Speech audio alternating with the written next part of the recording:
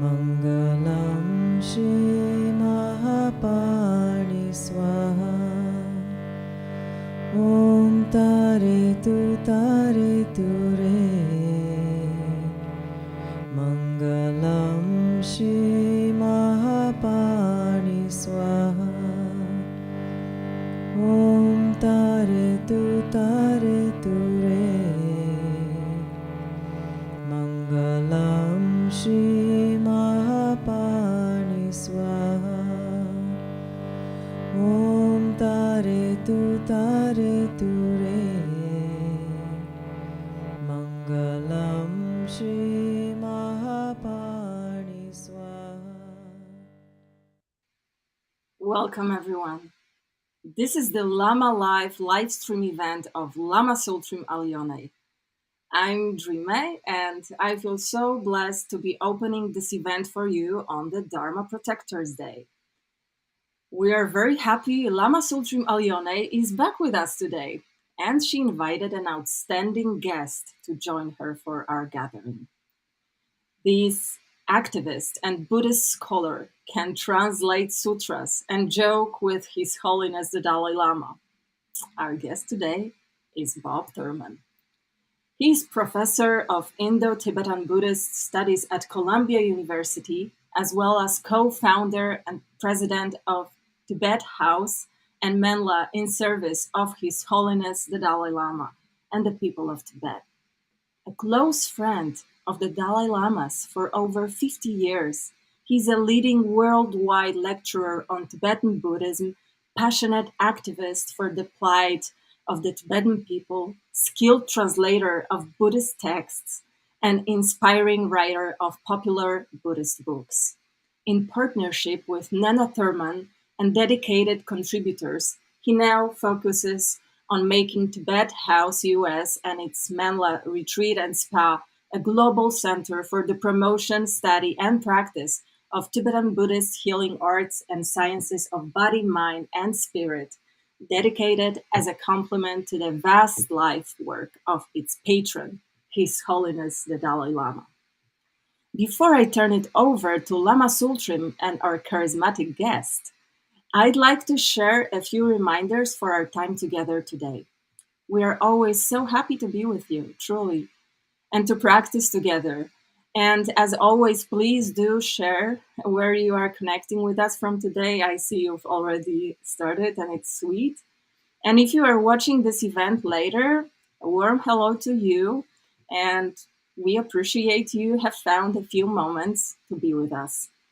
You will have the opportunity to offer dana, and I will talk more about it closer to the end of our gathering.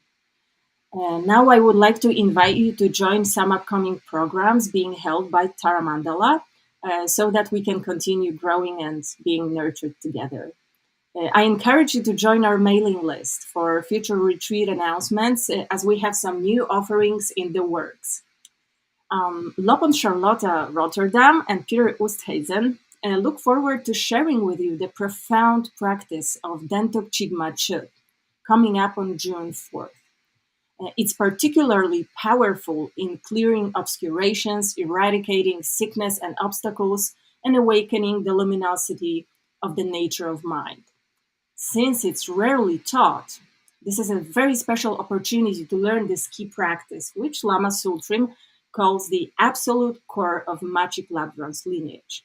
So this retreat is happening online, but in just 2 months, we will hold the first on-site retreat at the Taramandala Retreat Center in Colorado. And it will be a Green Tara retreat with Lopon Charlotte Rotterdam. So if you can, please do join us. It's an amazing teacher, amazing place, and an amazing practice. Feeling so excited. I have an honor to welcome Lama Tsultrim Allione. It's so wonderful to see you after 2 weeks, Lamala. Thank you for being ready to teach and guide us. Thank you, thank you. Thank you. Good morning, everyone. I saw somebody, Christina, coming in from Valley Cottage, New York, which is where I used to live. And there's a stupa there, actually, Christina, in Valley Cottage that we built, 226 Old Mill Road, in case you want to drive by. So welcome everyone from everywhere. It's beautiful to see you all. And let's begin by raising Bodhicitta. That's the intention to be together this morning for the benefit of all beings. Heartfelt intention.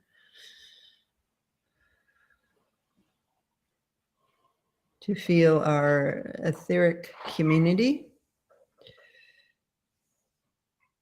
around the world and our collective intention to be a benefit for all beings.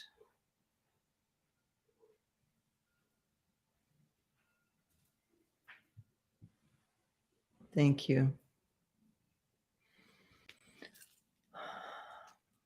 I wanted to tell you a couple of things before we begin. One is that we're starting a new meditation series at Taramandala, which will take place on the most auspicious Buddhist days of the year.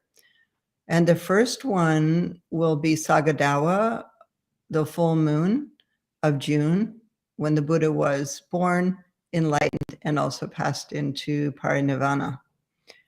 And the way we're going to do this is something we've never done before, which I'm excited about, which is I will be here, and then my son, Tuku Urso, will be at Taramandala lighting butter lamps at our stupa for this event.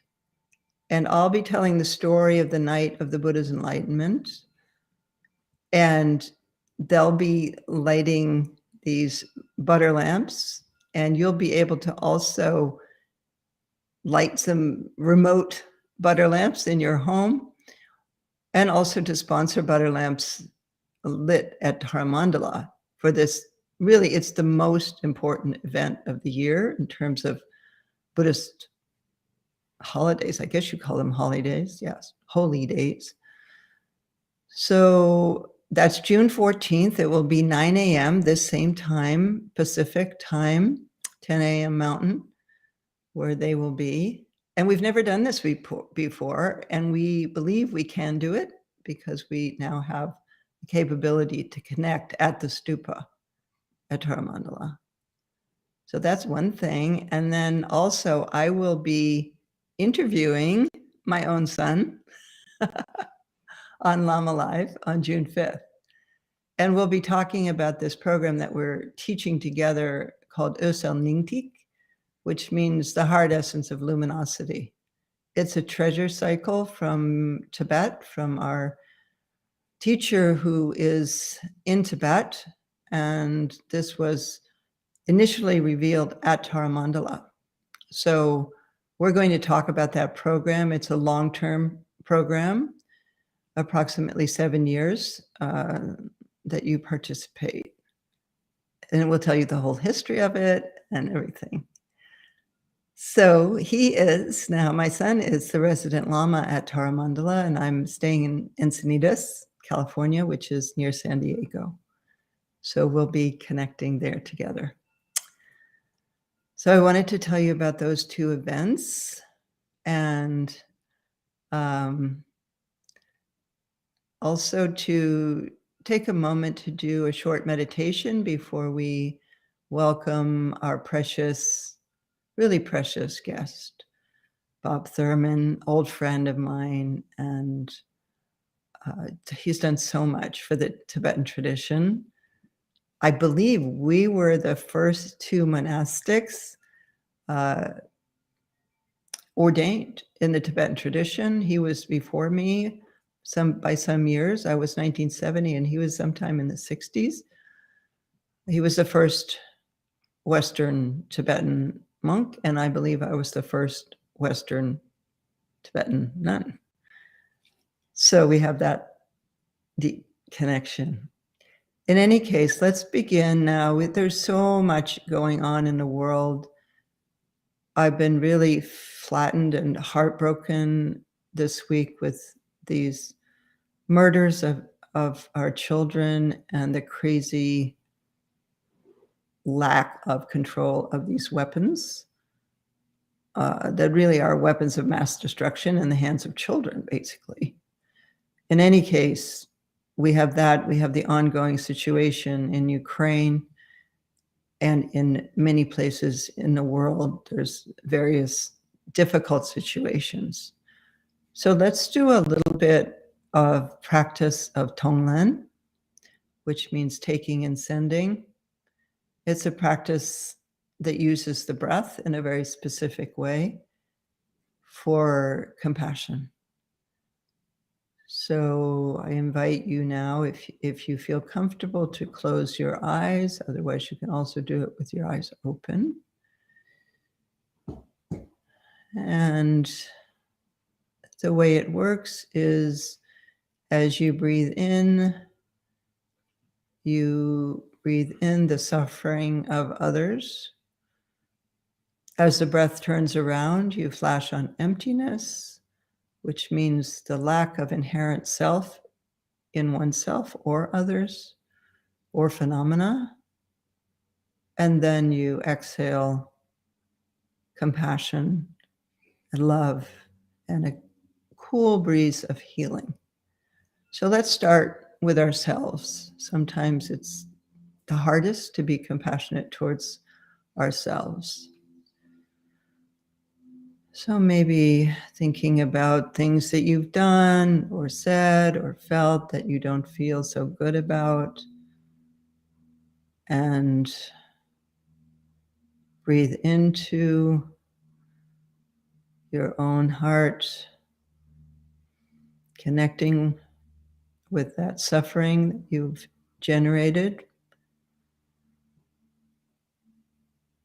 And then offering yourself love and compassion with the exhalation.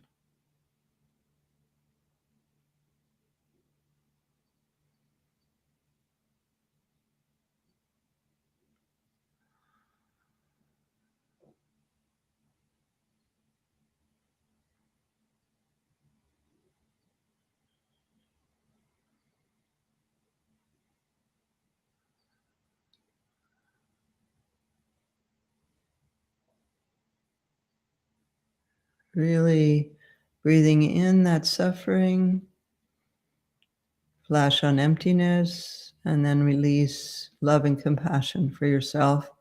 And feel that spreading through all the cells of your body.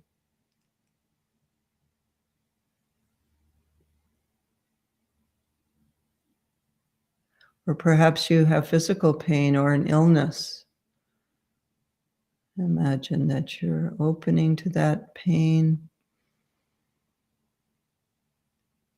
Allow yourself to flash on emptiness or openness, and then release love and compassion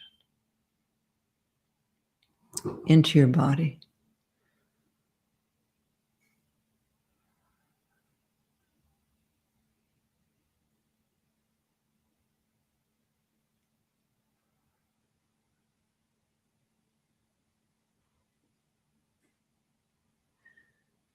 And then open that up to your environment, to those immediately around you today.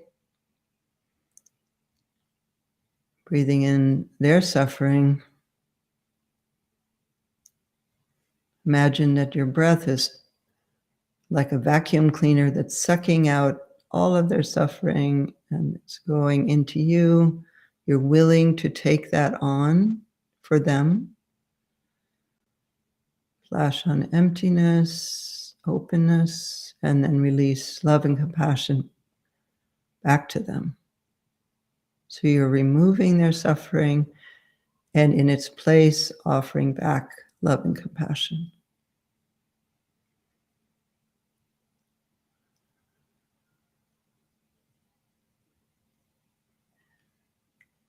And then spreading that out beyond your immediate environment to your community, your local community, and your family, your loved ones, wherever they are.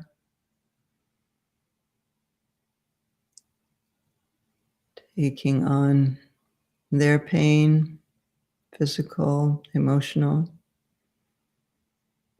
relieving it, and then offering back the cool wind of compassion, cool and refreshing.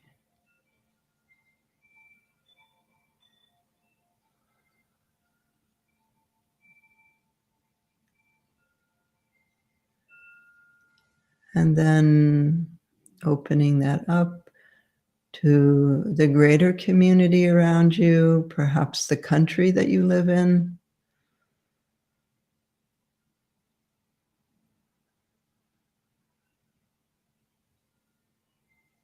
It's a lot of beings, not only human beings, but also the four-leggeds, the many-leggeds, the winged ones, the ones that swim.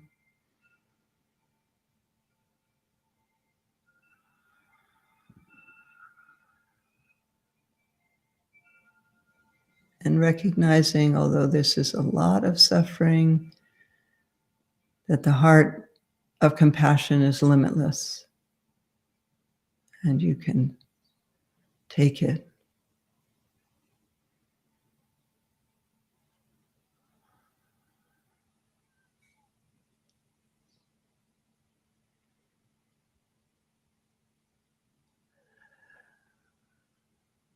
And then now allow your mind to spread out around this whole spinning planet, and particularly going to the places where there's difficulty, those families and those children and teachers in Texas, all them, those connected to them.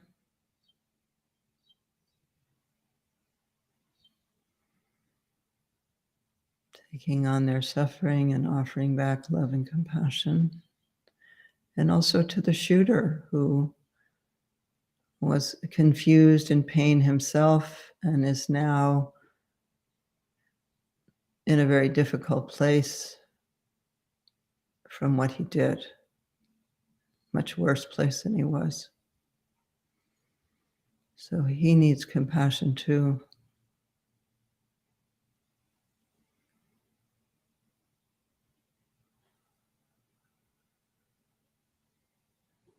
And also those police officers who didn't go in, how they must feel now.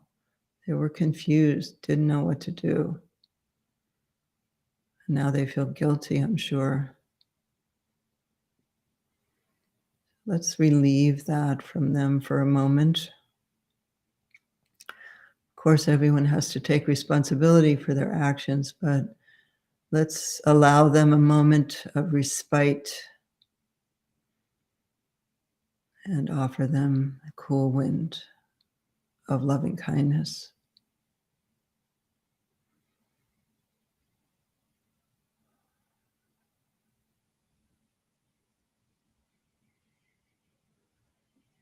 And then all around the world, animals, people, our Mother Earth is a sentient being. Allow ourselves to take all that, breathe it in, flash on openness, emptiness, and then breathe out love and compassion.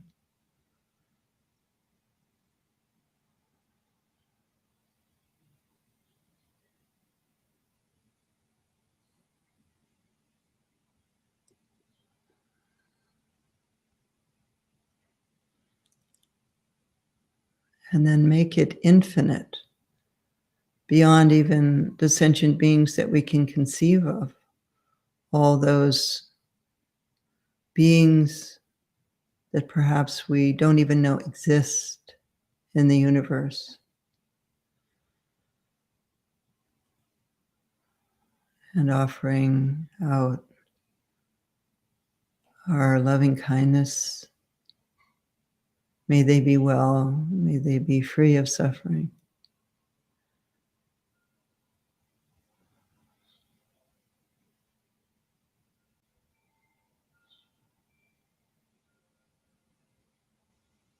And sitting for a moment in that experience of universal love.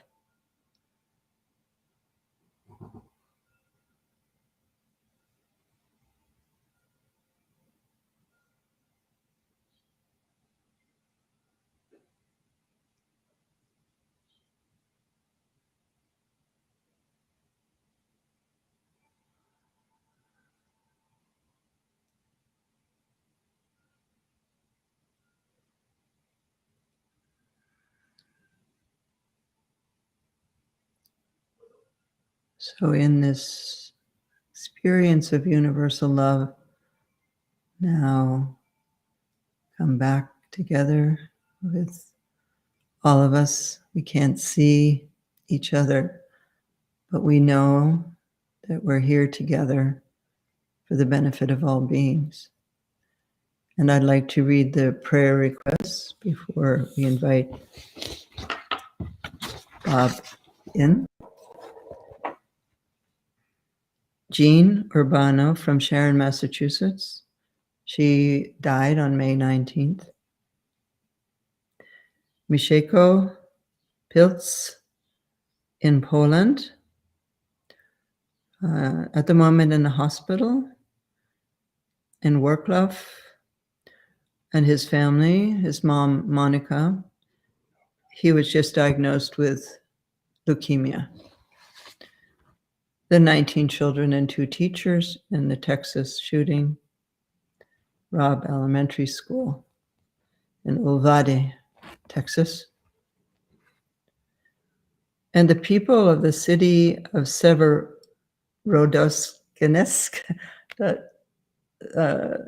sure how to say that. It's a city in eastern Ukraine where there's a heavy battle going on right now. Severodonetsk, I think that's how you say it. And of course, all of Ukraine and all of those countries impacted by that war and all the other wars in the world. So thank you.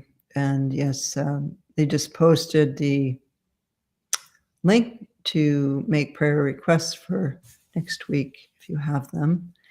And now, without further ado, I'd like to bring my dear friend Bob Thurman in. Hi. Hi. How are you? What a wonderful meditation. I just spaced out completely. Good. Yeah. Yeah, I think it's important. We need to be upset, and we need to try to change this situation, but also we need, as practitioners, to offer what we can at that level to the situation. Absolutely. So nice. Yeah. Yes. So nice to see you.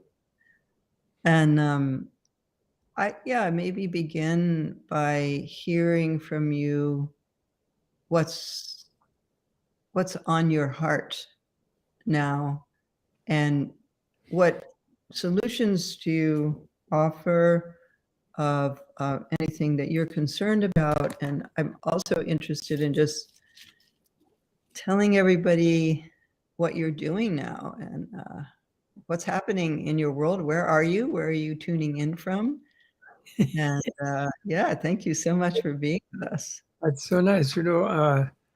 Lama Tsultrim I was, you made me think we were the first ordained people from the West by the wonderful, sweet Tibetans.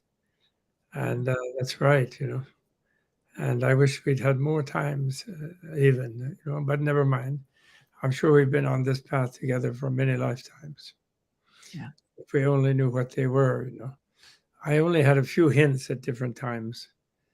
And I was, actually it was at Mount Kalaish, and I noticed there were some previous times, previous forms of myself. and they were kind of kidding with each other because they were aware of each other, which I had not been. And Huh. they were joking around, and they were saying, we always wanted to go to Mount Kalaish. And now we finally get there as this idiot from New York. And that was, it was so graphic. I was just bowing to the mountain, from the first Uh-huh. place of seeing it. I wrote about it in my book, Circling the Sacred Mountain. But anyway, I read I was bowing because when you first see it, there's a place, and the Tibetans, when the road comes up out of a ravine that it's been going in for a long time, then in that part of Western Tibet, and then it comes up and there's a flat spot where you can see the mountain if there's clear weather. And it was evening, and there was beautiful sunset plume of clouds streaming from its, like a banner from its peak. And so I was bowing, and they make little cairns there, the Tibetans, And as I came up from the first bow, suddenly these voices, these people who, so I knew they were me, and they were chatting with each other in Tibetan, and they were like really, it was bittersweet for them. They were there now as me, but they were, of course, in good humor. But they were saying, well, we should have come when in our lifetimes. We knew so much more about all this than him. We never got there because of all the bandits and the roads or whatever it was. And then I literally almost twisted my neck, turning around to look up because it was like they were right above me. And then they disappeared. They hit. I don't even know for sure who they are, really. But I'm sure you had experiences like that. But it's really nice. It's nice that we can help people in these tough times with a little bit. What is it that comes from Tibet? They're sort of very cheery people. There's something cheery about the Tibetans. Even that's what was so amazing to us, wasn't it? When we met them in the 60s, and I met them in 62, you in the late 60s. And there are these people who have been through hell and high water of invasion and exile and frostbite and coming out to very poor countries to seek asylum and so on. And yet they somehow kept a kind of cheerfulness about themselves. They were not in a kind of cosmic depression like life is impossible or things, what I mean, in general, there's something about the culture.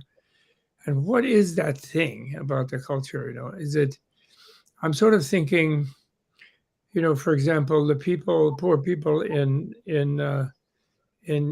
Ivaldes or Ivalde or whatever, then Uvalde, that town, to them, those children have lost that precious life. And then that's the end of it, Maybe if some are spiritual Christians, they think of Jesus taking them to heaven and going to school in heaven, going to the 4th grade in heaven, maybe. I hope so. I hope they do. But the consensual culture is like, that's the end of it all, for everybody. So somehow all the alternative is nothing, nothingness. That's sort of the general attitude, unfortunately, of people on the planet. Even they have a formal religious ideology that is not like that. That's how they kind of feel. Whereas I think Tibetans see this as a terribly tragic, awful thing, but it's not the end of anybody. They're going to be born again. They were innocent. They are kind people, mostly, I'm sure. They were sweet young people looking all to learn about life and cheerful. And the teachers were saintly, of course. Teachers in America, the women and men who teach young children in America are saints, really. They're not respected well in the society, and it's very demanding work, and they're very loving and kind for the most part to their children. And so their things are not over for them. So the Tibetans see it's important to send this love feeling, like this give and send, or you make it send and take, take and send, that meditation that you did.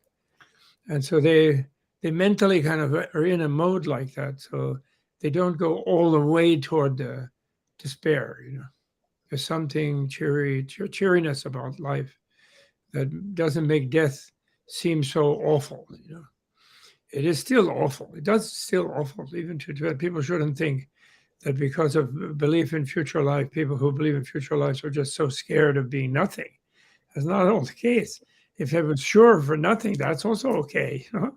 That's like anesthesia. I mean, that's not. It would be better to have fun, but nothing is at least not painful. But there's too much dread, I think, in the West. So we survived many decades, and we were touched. I think I was. I don't know about you. I feel I was touched by people who didn't feel the dread of sort of the end of everything coming. There was something they were going to carry on at whatever plane or whatever level they are, and that was really essential. I felt at the time. Mm-hmm. I wanted to learn that language right away. I wanted to be with them. That was all I wanted to do. Yeah. I noticed that same thing. I noticed that when I went to Dharamsala in 1967, and there's actually somebody who studied the Tibetans in trauma named Jack Soul, and what he discovered is that they don't show the same signs of trauma of other cultures who have been through similar kinds of things. And so he studied why, and it is their spiritual life and their practices of compassion, and even to the Chinese who tortured them or killed their families or whatever, that they would still offer love and compassion to those beings, and that actually created an extremely different kind of experience of trauma than is experienced in most cases with the level of what those people went through. And so I didn't, of course, know all that. They hadn't done those studies at that time, but I was fascinated by how these people could be so happy. And then they tell you their stories, kind of smiling while they tell you how they saw their whole family shot in front of them. And it didn't make any sense to a 19-year-old from New Hampshire, So, yeah, we were lucky to be there at that time also, and with those very fresh refugees, and then the lamas, who many of whom have died now.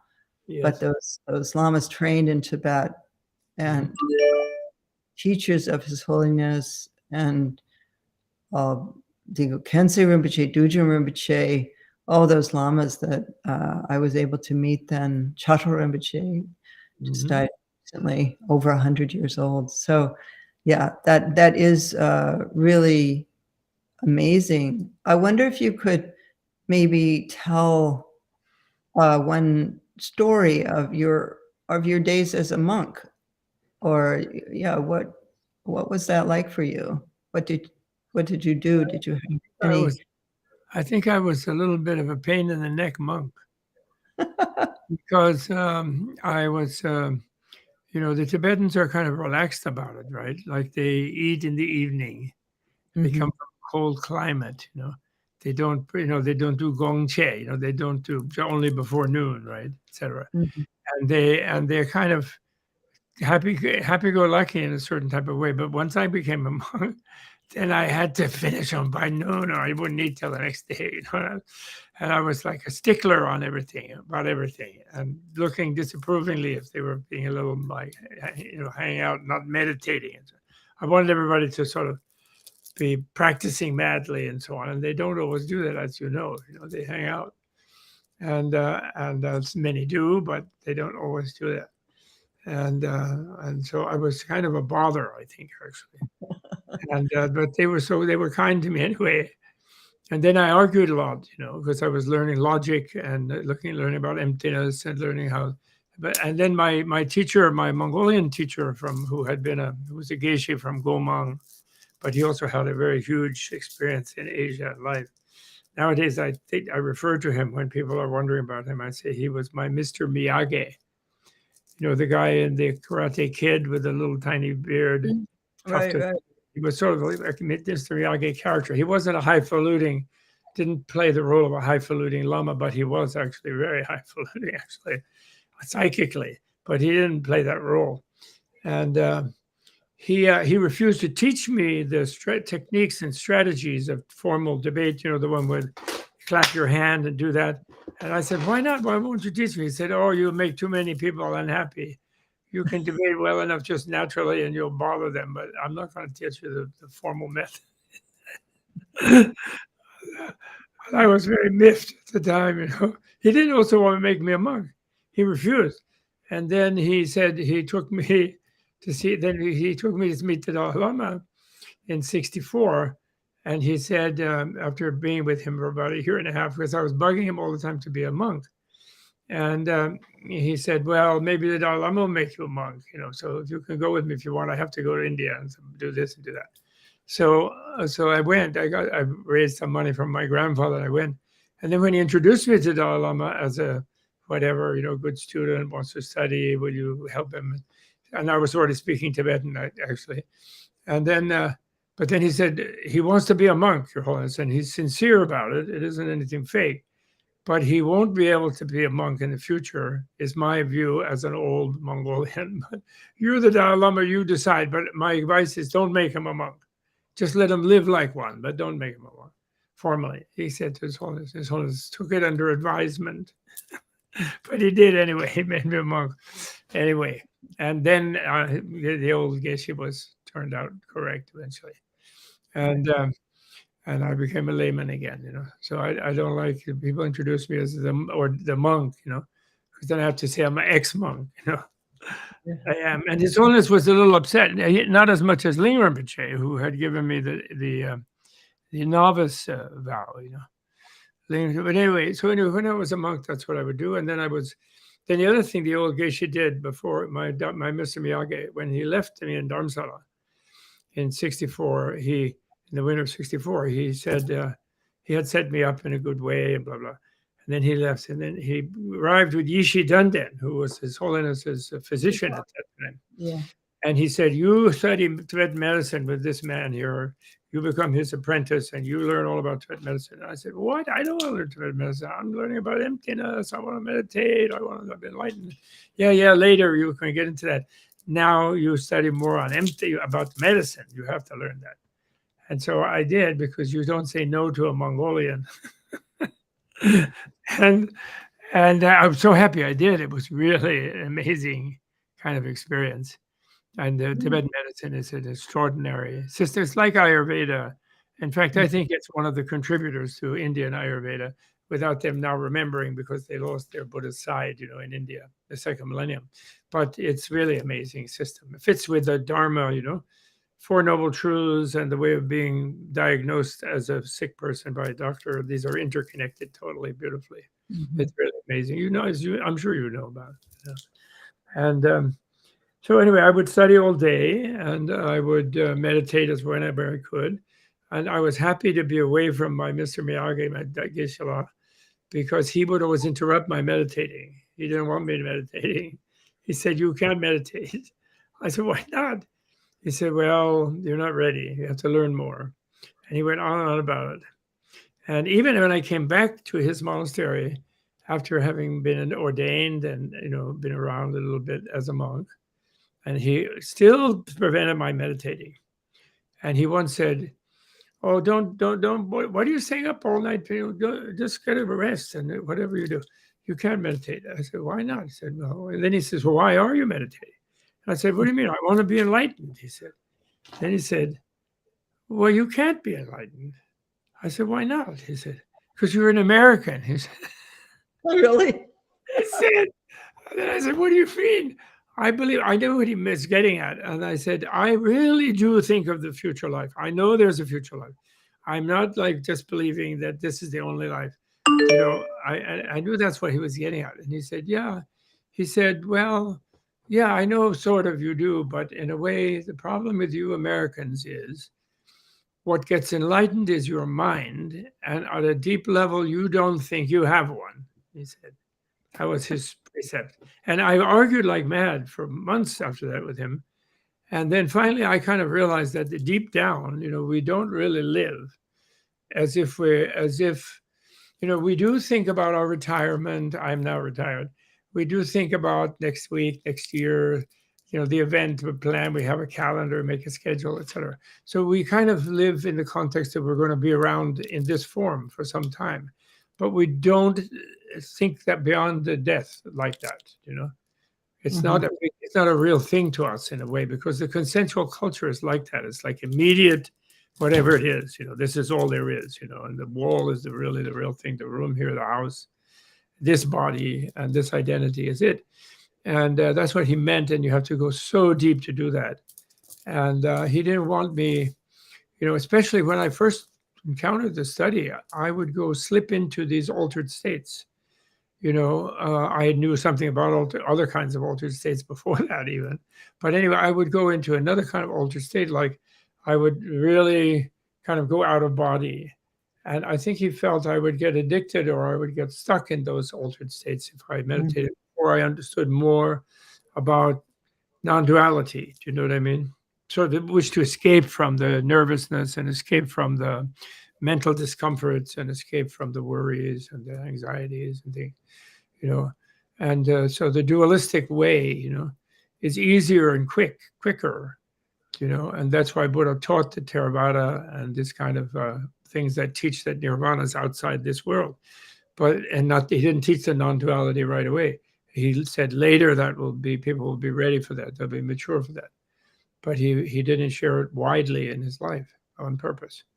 And I understand that, and I get that. And I think that's what he was doing. He was preventing me from escaping and getting sort of feeling like I'm safe because I have a place to escape to. And so suffer things a little harder, that we're going to change everything with us. We're going to bring everybody along, right? See, it's too much. It's too much when we don't have enough self-confidence, I think, at first, So but, maybe you could explain your understanding of emptiness. Okay. I don't think everybody that's listening maybe I love emptiness. My favorite word is Nagarjuna's, and I couldn't find it in any of the present paramitas that are indexed, in electronically. In other words, in doing a search program, I couldn't find this particular phrase that's in Nagarjuna's book called Shunyata Karuna Garbham, Tonglen Ningje Ningbochen in our Tibetan, It's so beautiful in Tibetan with the Ning Ning Ning, Tonglen Ningje Ningbochen, and which I translate as emptiness, the womb of compassion.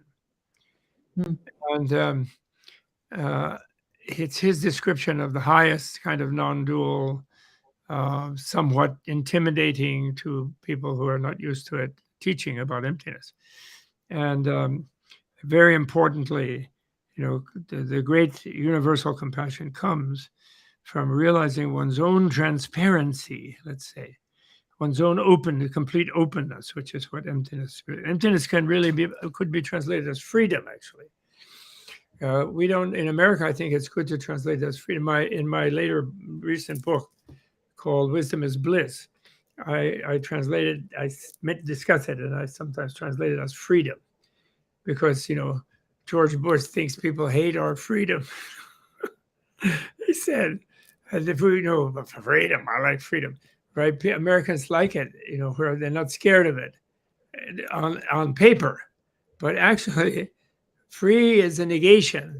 We say salt-free, sugar-free, trouble-free, AR-15 free. Our country would be free of AR-15s if Beto O'Rourke had his way, which he will, I think, eventually, soon, I think. And nobody needs that kind of machine, no civilian needs it. So emptiness means radical freedom, but it doesn't mean freedom to then harm people and do stupid things, because when you reach radical freedom, real, true, complete freedom, then you're still around, you are completely generous and friendly and compassionate, and because you have nothing better to do. And you're aware in a field of openness, you're aware that others really like it when you're nice. And then they're nice, and that makes everybody happy. And it's really stupid to be mean in any way, even in your mind, even if you're being polite, but you have some mean thoughts in mind. That ruins the whole day.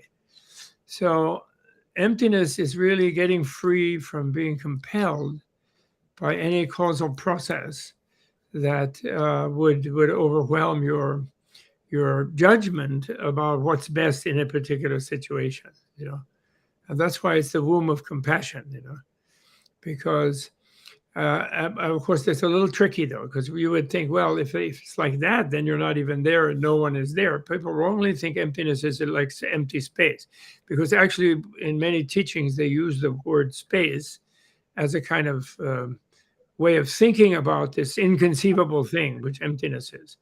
Emptiness is, but emptiness is not more space than it is any solid object.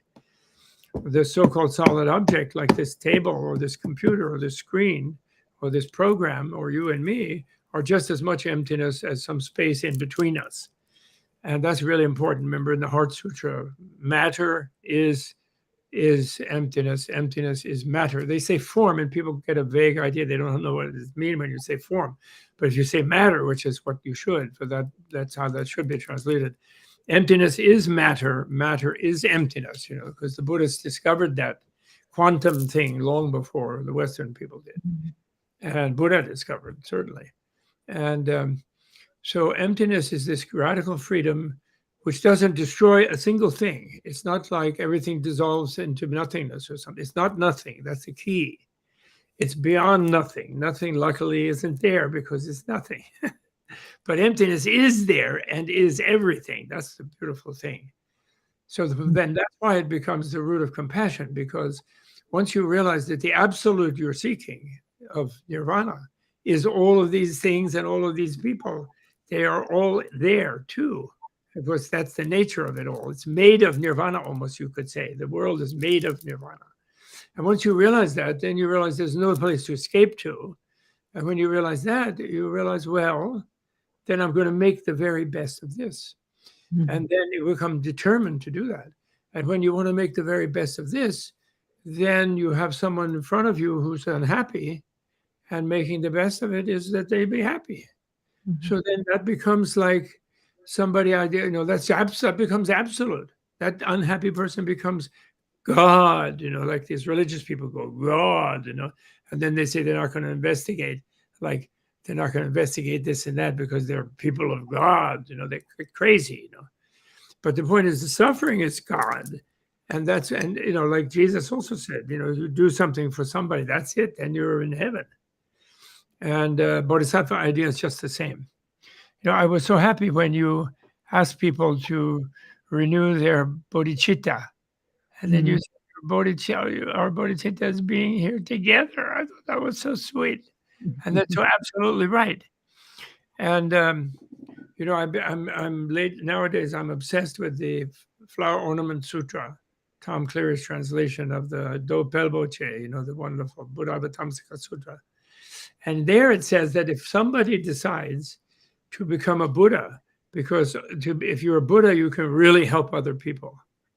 And because you really know what their problem is, you're like the ultimate physician and spiritual teacher or whatever it may be, whatever they need, you can be that.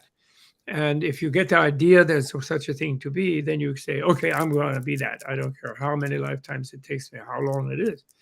Then the sutra says the minute you have that initial determination, by imagining there is a way to be that is the optimal way to be with everybody, then from the time you will get there, even though it might seem like 1,000,000 lifetimes, it's like a minute. You're like already there. Because it's at that time is the fact that the length of the time is kind of an illusory. They hammer that idea in very, very much. It's really a delight, because sooner or later we'll all get there, So emptiness, people shouldn't be afraid of emptiness. They should be happy. Emptiness saves them from nothingness.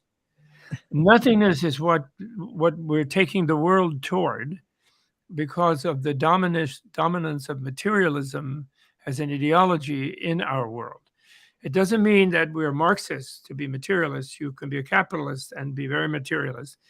What materialism means in the spiritual and philosophical level is that this material body is you. And all our sciences are based on that. You are just a brain, and you're not anything other than that. You have no soul, you have no spirit, you have no mind. And that's what he meant, my Mr. Miyake Geshe-la. And that's such a terrible, depressing view, and it's completely insane, actually, because that's what? Nothing is nothing. And emptiness is not nothing. Emptiness just means relativity of everything. Everything is totally interrelated, and all those interrelated things are empty of any non-related component. There's no little thing hiding inside Lama Tsultrim or inside Bob that is the Bob thing and the Lama Tsultrim thing that is a thing in itself and doesn't connect to anything else, and it's unique and it's this and blah, blah, blah. No, everything is totally interwoven with everything else. That's what emptiness means. So therefore, the only logical way to be with things that seem to be other things is to be loving and compassionate toward them. Therefore, emptiness, the womb of compassion. Nagarjuna said, what do you think? Thank you. Beautiful explanation of emptiness. I was struck by the use of the word matter for form, and then thought about how the word matter actually comes from the Latin mater, which is mother. It's mother. And this split between matter and spirit has been the cause of really our ecological downfall, and so much destruction in the world of turning away from matter and not honoring it. Yes, that's sacred. The split, that even Buddhism, that sort of, let's get out of here, let's go to nirvana. Absolutely. It's so important. We need to stay here and treat it as sacred. Matter is mother. This is our world. Yes. So the word rupa has two meanings in Sanskrit and sukh in Tibetan, which is it can mean a visual object, which is where they get the form from. And I think the English translators of the Pali texts, like Rhys David and of the early translators in the 19th century, they wanted to impose that Platonic idea of the forms, when they found rupa. But rupa skanda means the material body. And when it says in the Heart Sutra, when it says matter is emptiness, emptiness is matter, matter is not other than emptiness, emptiness is not other than matter, then they really want to collide our notion of a solid thing with our notion of openness, and realize that it is actually solid. Things are open because they're solid. In other words, we can bump into them because they're relative, and we relate to them by bumping into them, and or we could see through them with an X-ray machine, or if we had X-ray vision, which you could get. Then we find that it's wonderful that the people who investigated matter, now the materialist scientists, discovered that they can't pin it down. It dissolves under analysis. It goes through the quantum level, and then it's uncertainty. And so mind that's a rediscovery of mind, actually, that you can't get away from mind, but they then turn away from that.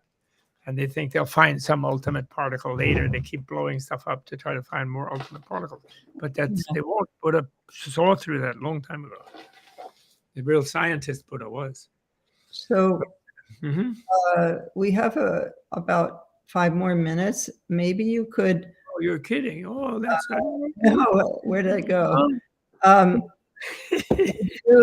Would you lead us in a little meditation? Sure. Maybe Sure, I will. Lama. So thank you. I'm so honored to be with you. Really, I love it. I love you. I'm so happy that you you are manifesting Machik Lamdan in this life as a lady from New Hampshire. I went to school in Exeter, so maybe it has a certain connotation, and before it was co-ed, so it has a certain connotation for me. Yeah. But another one. But I'm so honored and happy. Yeah, there's one thing I wanted to share with people, and I can do it. Let's meditate together then. And meditate. One other thing that's very interesting and I haven't really pursued it enough, but in the 10 stages of the Bodhisattva and the 6 stage practices of the Bodhisattva, the 10 stages and the 6 stages, the top 4 stages seem to have a relationship with love, compassion, joy, and equanimity, the 4 immeasurables, which you don't normally notice, but they seem to be connected, although they have different names and words for them in the Bodhisattva stages when they're described. But often in the riffs that they get into, in that Samantabhadra, who's the Bodhisattva main speaker in the Avatamsaka Flower Ornament Sutra, he often piles the 4 immeasurables on top of the 6 Bodhisattva stages. So meditate now and think about that infinite love, immeasurable love, and the golden light that you radiate when you just wish everyone's happiness. Because love defined as willing the happiness of others and yourself. Loving yourself is willing your happiness, insisting on it, actually, and theirs too, and bugging them until they're happy, actually, if necessary, and leaving them alone until they're happy, if necessary, whichever way. And right, immeasurable means you just go talk about out of body. You just become a golden globe yourself. You just feel like, if you really meditate on that, you really, and they say an ancient thing that if there's a cobra and you're meditating and you're a monk or a nun in the jungle in India, and a cobra comes upon you, they won't bite you. They'll see you as just a love bubble, if you're really meditating the love immeasurable, just even at that stage.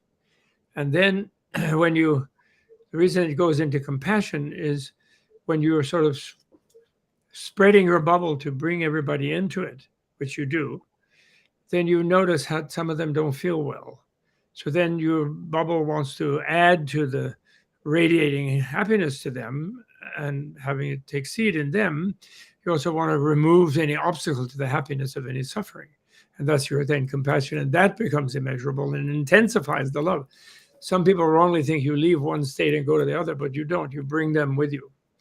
And then when you do that, you notice that every being has somewhere in their cells, somewhere in their soul, somewhere deep in their mind, they have this sense of all rightness about them. They have this sense of being part of the universe. They sort of deeply know it, even though they don't know that they know it. They persuade themselves it's not so, and they have to worry about it because they feel so separated from everything. But you perceive in them a feeling of connection, even beneath their consciousness, subliminal. And that gives you joy. And that is joy. It's their joy, and you find that joy in them, even in the midst of whatever difficulties they have. And then your joy becomes immeasurable, which intensifies your compassion and intensifies your love. So then you're just bursting with love, compassion, and joy. And then you go to the equanimity, where then you just it goes in all directions. And you totally love everyone. And there's no one you don't love, even the tyrant, even the bad shooter, even the bad governor, even the bad politicians, even the bad tyrants, the soldiers who get dehumanized and go crazy and molest and harm and torture people and so on. You love all of them anyway. And you are this giant thing for love. And then you have to open your mind past nothingness. This is the big key one. Don't worry about. When you expand toward infinity, you kind of reach a place where maybe, if I go so huge, I'll lose myself. Maybe I won't ever find myself again. Maybe I'll be nothing.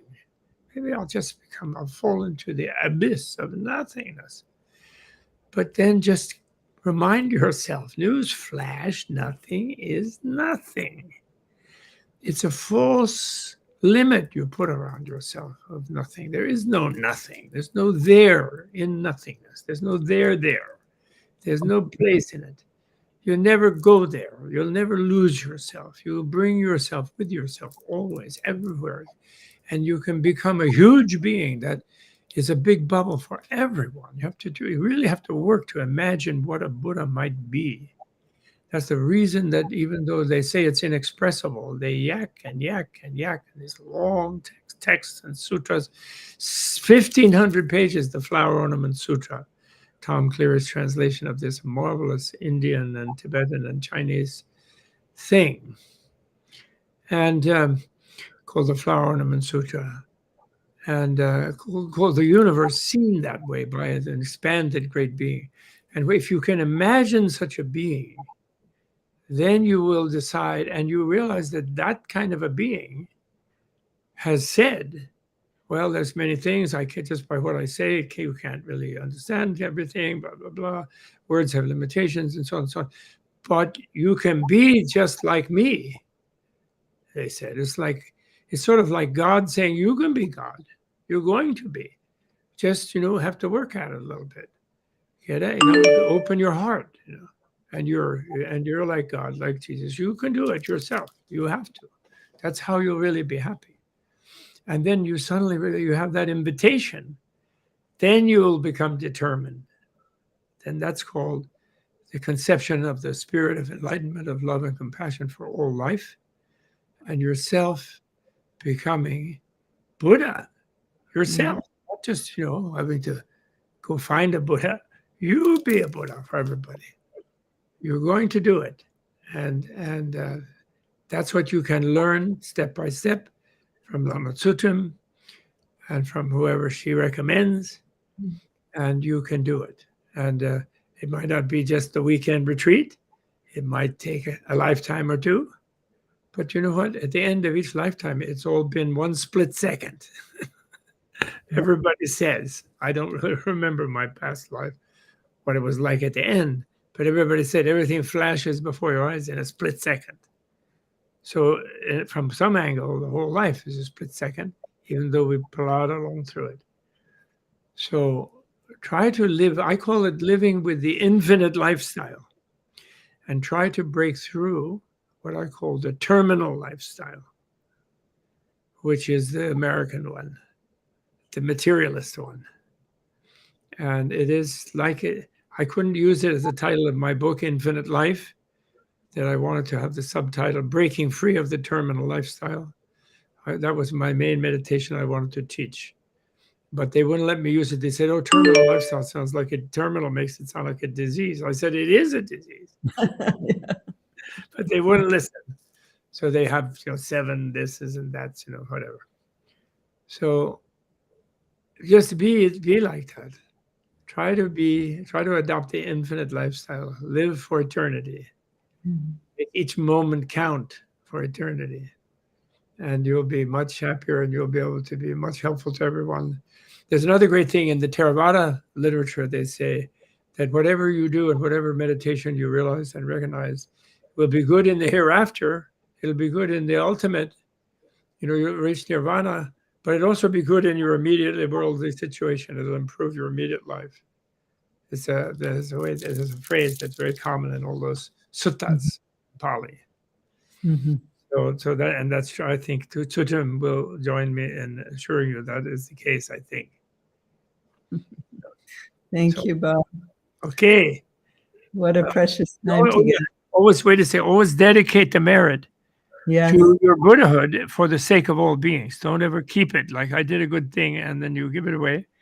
So I dedicate my joy at seeing the face of Lama Tsultrim to all beings, to the Buddhahood of all beings as soon as possible. And I hope that everyone will be as happy and kind and sweet and enlightened as Tsultrim Allione. Okay? Thank you, everyone. And this time with you, Bob, and these gems of wisdom that you dropped into our mind streams are beautiful. And I see that you have a course going on, this Flower Ornament Sutra, and some people are doing that. That's wonderful. Good. I hope that you and I see each other in this body again soon. It was so precious to be together in Costa Rica. All the best. Yeah. And so let's everyone, before we leave each other, let's take a moment of silence and dedicate the merit to the benefit of all beings, any positive energy or merit that we've accumulated today, listening, meditating, thinking, may that benefit all beings everywhere with no exception.